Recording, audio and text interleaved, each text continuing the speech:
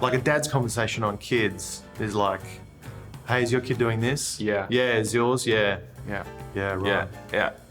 Anyway, how's your day? Yeah. This is basically like, what is art? My name's Monib. This is my good buddy Nick. We're two dads in Melbourne trying to work it out. This is Baha'i blog. It's Father's Day, and we're doing it. What's the most important lesson you're trying to teach your kids right now? I think I'm really trying to help them know what they stand for. And that's like a big idea, because I'm not sure if I know that about myself. Yeah. But like just trying to help them really have kind of confidence in like their values and where that should take them and how much they should kind of stick to them, and the fact that I'm not always going to be the best reference. Yeah. And the best, I'm not going to be the perfect example of it, but like the values will be, but I'm probably not going to be.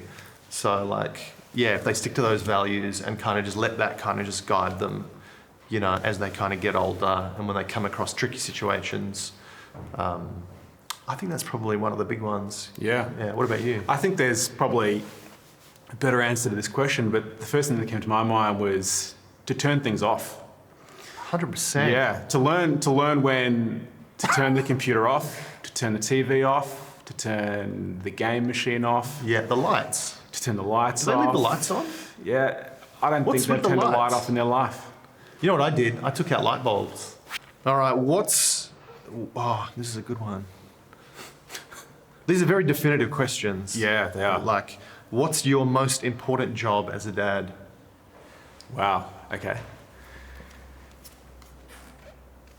I think this is one of those questions that's it's hard not to fall into the cliche, provide and protect. And so on. Yeah.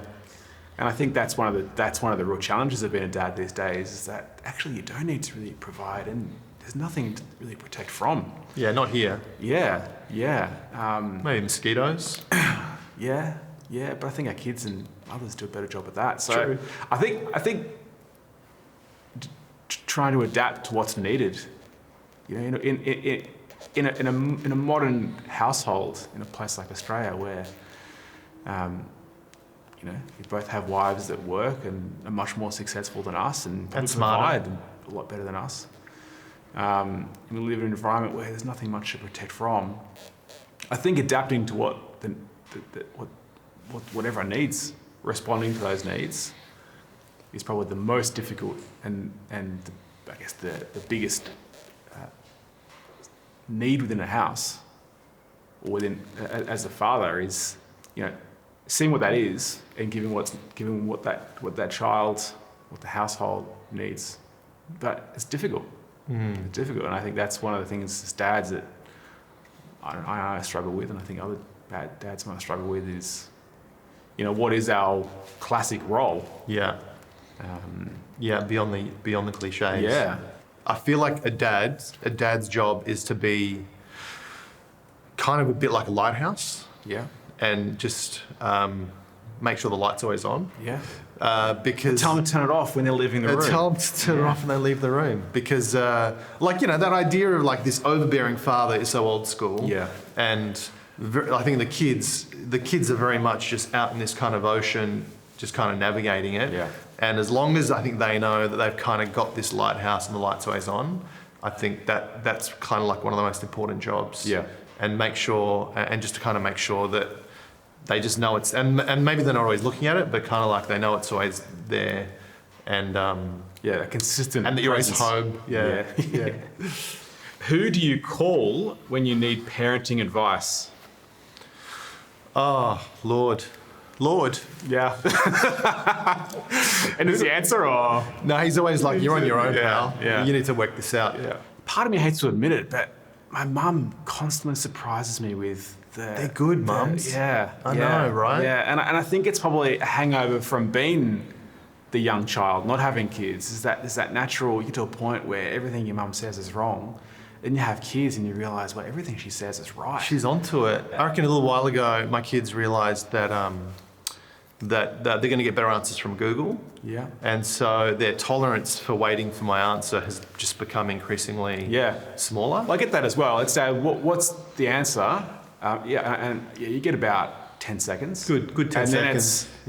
And Siri, what's the answer? Yeah, tough. We didn't have that growing up. No, yeah. We had Britannica. Yeah. Just ask Dad and then spend 6 hours looking through Britannica. Yeah, and Britannica had always expired by the time you needed to ask the next question. Yeah. Because you didn't buy the new version They of it. subscribed when you were 4 and it's now completely irrelevant. Yeah, that's right. What do you do that makes your kids proud? Oh, that's a short list. A short list. Let me think if I can think of something. I think my kids enjoy watching me at the gym. Yeah, right. Yeah. And they never say it, but if they're watching That's me at the my gym for a dad. while, yeah, and they never say it, but I notice them looking and thinking, and I like to think they're thinking, geez, he's strong. Yeah.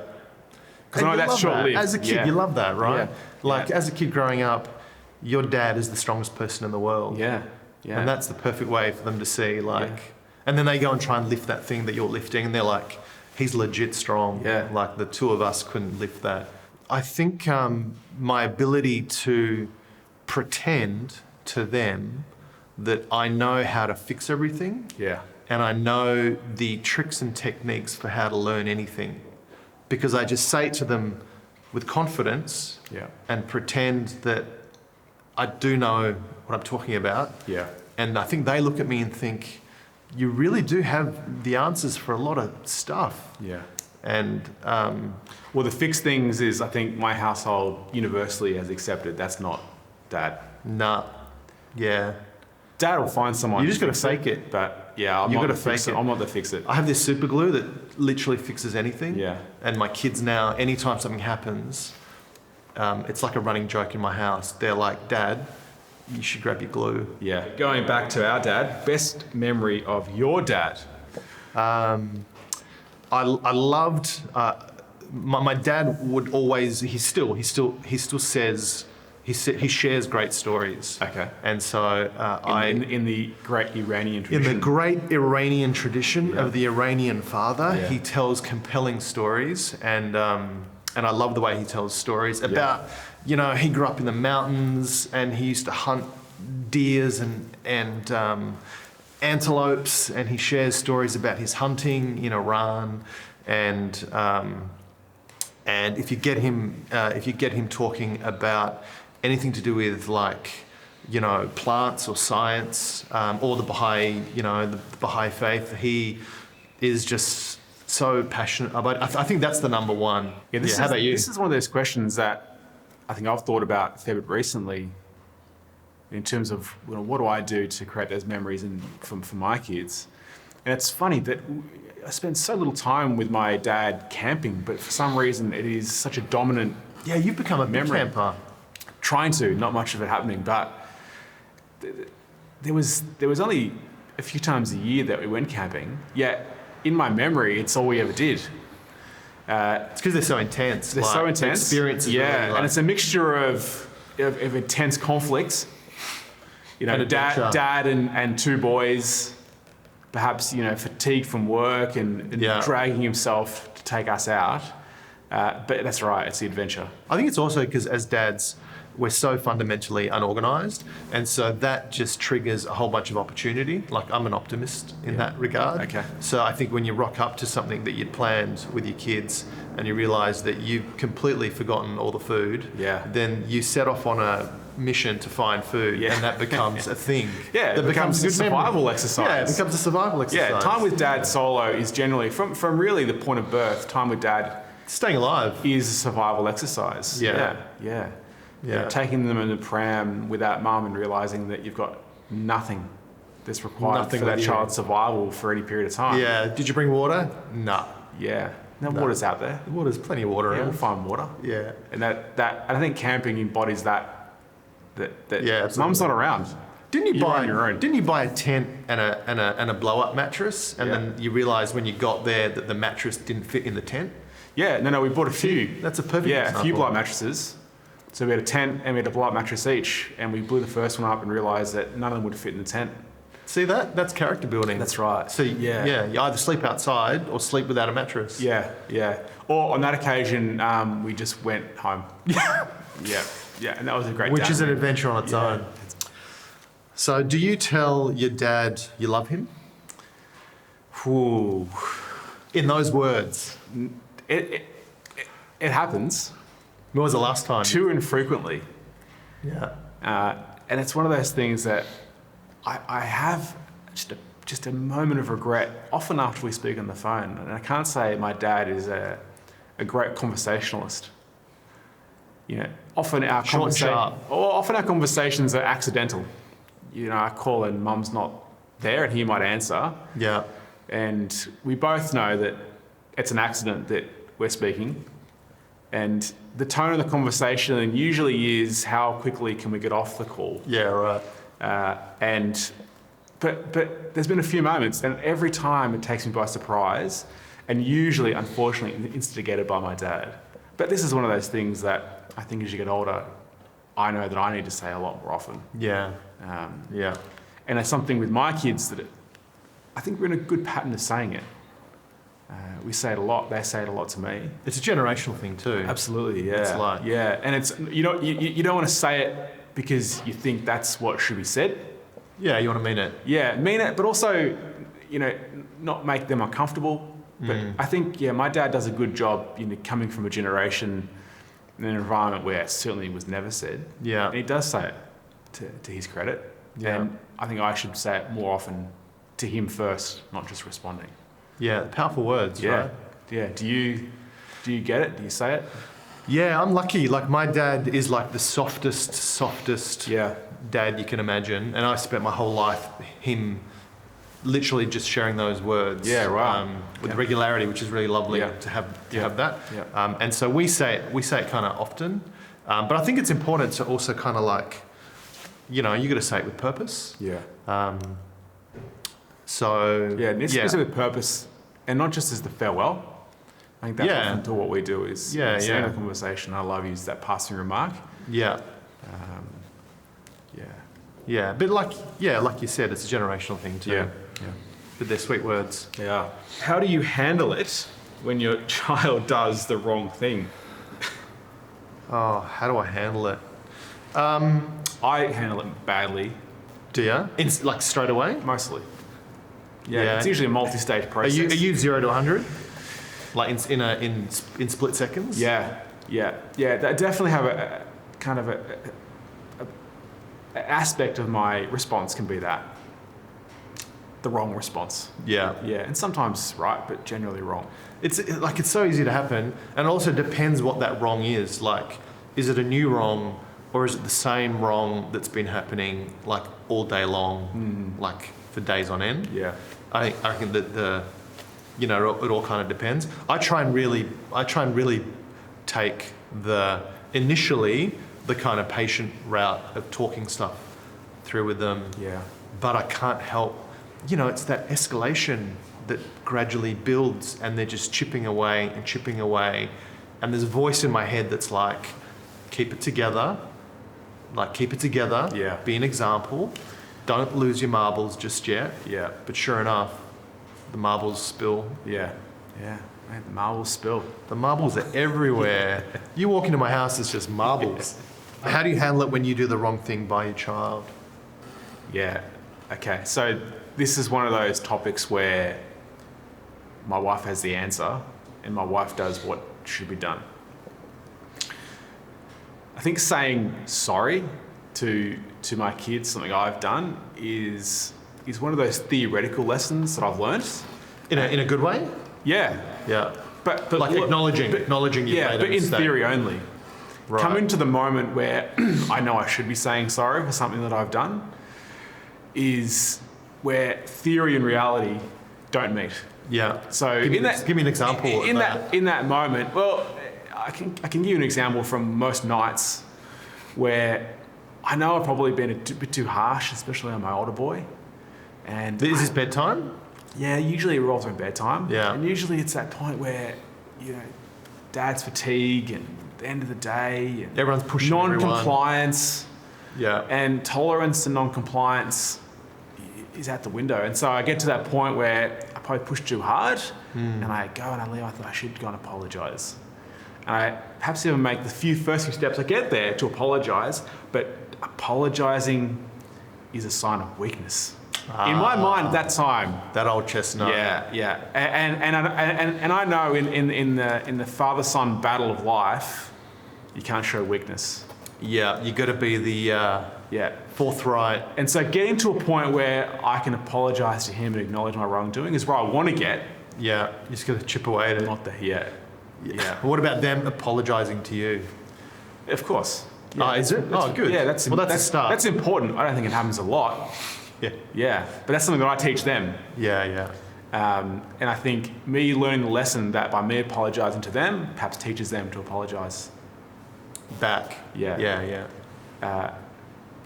This is all the theory. Yeah, no, I get it. Yeah. I get it. I'm very much the same. Yeah. Apologies. I feel like I'm always apologising. Yeah, okay. Yeah, But, I don't do it enough to my kids. I probably have to tone it down a bit because too much apologising also makes it dilutes the errors that you can make. Yeah. Like I think you gotta, And when I have had those few moments where I have apologised, it's usually after such a long period of reflection that they have no idea, in fact, what I'm apologising for, and it's completely disconnected from the actual emotion of that experience. So it has no effect. But I'm trying to bring those things together. And I my wife. You're like, remember 2019? That's right. 8 o'clock? Yeah. Tuesday the 15th? Yeah. I'm sorry. I'm really sorry for what I did then. Yeah. And they look at me like, I don't know what you're talking about. And why? Yeah. What does this mean? So anyway, trying to bring those, the experience they're having and my apology for what I did, I need to start doing that. Yeah, I get you. Don't do it well enough or enough or at all. How do you talk to your kids about life after death? Oh, yeah, it's a good question. Is this a conversation you've had or? Yeah, it is. No, it is. We've had it a fair bit because we lost my grandmother like a few years ago, who they really loved, and all along, and we've had like losses in the family and stuff, and I think it's really important for kids to, I guess coming from a kind of like a Baha'i perspective, this idea that our life is not just this physical thing with this timeline that kind of just ends all kind of for nothing. There's this kind of continuity, but what does that kind of mean, like to a child? So we talk about the idea of your body perishes and your soul is something that continues, and I think it's a beautiful way for kids to actually kind of process death and stay connected with those they lose, and so they have really sweet, it's really interesting. Like you sometimes wonder whether you share this stuff and it kind of goes over their head.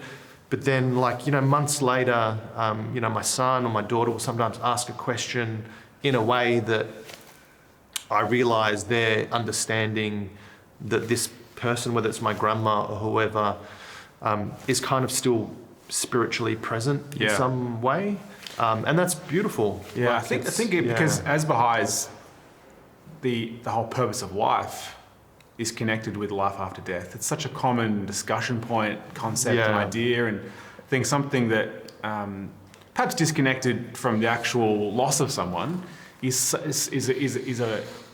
something in the Baha'i writings covered in such depth that we're comfortable talking about it, and kids are completely comfortable talking about it. And we have these kind of passing conversations about things that they ask questions and they understand it kind of instinctively almost. And then when we do have loss, whether it's someone close or someone further away, they understand it fairly easily. So that's a pretty easy conversation to have. I think when we talk about death, it's difficult, but for a kid, it's one of those conversation topics that's like any other. Yeah. Doesn't really faze them at all. So and I know it's my younger boy, it's something he commonly talks about. Oh, really? Yeah, and we went through a period of time where he would frequently, especially in the car, would almost in a kind of accusatory tone to me saying, "Dad, you're going to die." It had a slight kind of threatening manner vibe about to it. it. Yeah. Yeah. But I took it as has been kind of a question. He wasn't behind the wheel though at the time. No, he was behind me though. Okay. Yeah, right behind me. And would then, I'd try to use that, not take that as a threat by him, but take it as a question, and then would have a discussion about it. And that would happen frequently. And I think that was his way of processing the idea that... Yeah. You don't want the idea of death for a kid to be a taboo or a it only comes to taboo as well. Scary subject. Yeah, I think we make it that in society, Yeah. but for kids, they don't care. Yeah, People yeah. die, things die, animals die. Yeah. So yeah, I think it's one of those, can seem like a difficult question topic, but as a Baha'i and with kids, we talk about it all the time. Yeah, okay. What's the most important lesson you've learned from your kids? Patience. And again, it's one of those theoretical versus reality lessons. Yeah, right.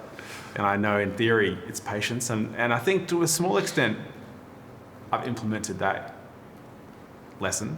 Yeah. Trying to exercise more patience. Do you think they would agree with that question if I asked them? Yeah, that would take the opposing view aggressively. And I'd exercise patience in talking to them about their opposing view.